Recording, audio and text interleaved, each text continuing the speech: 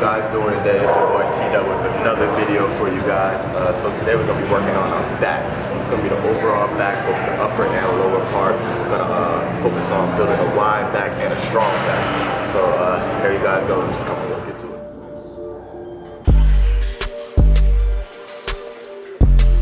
it. So first you want to start the back workout with some pull-ups. Focusing on wide grip pull-ups to allow the back to get a full range of motion, a full flexion. Also, we're pulling straight up, which is gonna put a lot of pressure on those lats. Doing 4 sets of 10, so it's gonna give a lot of repage and it's a lot of stretch coming all the way down. It's a good warm-up to get your back loose for the rest of the workout. So next we're doing the cable crossover. This exercise right here works on the rear delts as well as the upper lats. The key to this exercise is you want to make sure you have full extension and you pause for at least half a second to a full second. And you also want to do a weight that feels very comfortable, a lighter weight that really gives a full stretch and allows the muscle to have the full flexion. So next we're doing deadlift. The purpose of the deadlift is to develop the lower back. The major key to the deadlift is you want to make sure you're riding the weight up your shins.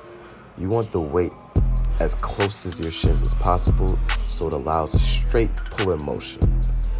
Also, you want to keep your back fully tight. As you see right here, you keep that back tight and you poke that chest out so it allows that full flexion.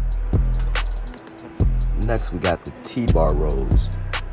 As you see here, I'm actually just controlling the weight more than as you might see other people might do. Some people like that weight jerk, but I like to control the weight and keep my back tight throughout the entire exercise. We're working on the reverse grip upright rows.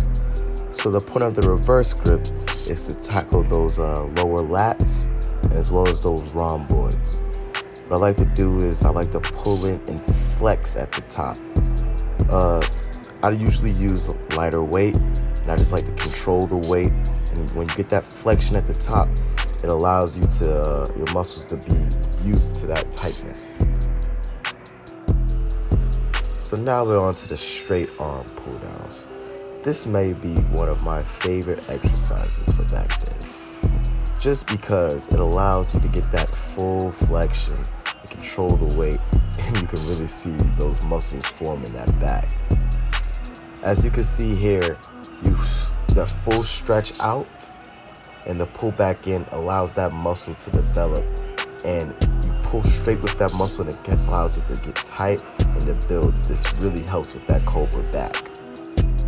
So for our next exercise, we're doing the cable rows. As you can see, we're using a wider bar for the cable rows, and this is solely because we're trying to build a wider back. You can do 2 different types of cable rows. Either you can relax your top half and tighten during the pull, as you see right here. And this allows you to get that full stretch motion, and it still allows you to pull adequately. Or as shown in this example, the back is fully tight throughout the entire row. And this just keeps that back used to being in that flex motion and used to the pump during the flexing, which allows the back to grow as well. So for our last exercise, we did the seated lat pull downs. The key to the lat pull downs is you want to be able to control the weight. This could be seen as an eccentric exercise as well, because while going up with the weight, the lats are still being flexed and stretched to get that full pull. Also, when going down, you want to make sure you pull that bar to the chest, not to eye level. Pulling it to the chest allows you to get that full flexion and that full muscle growth.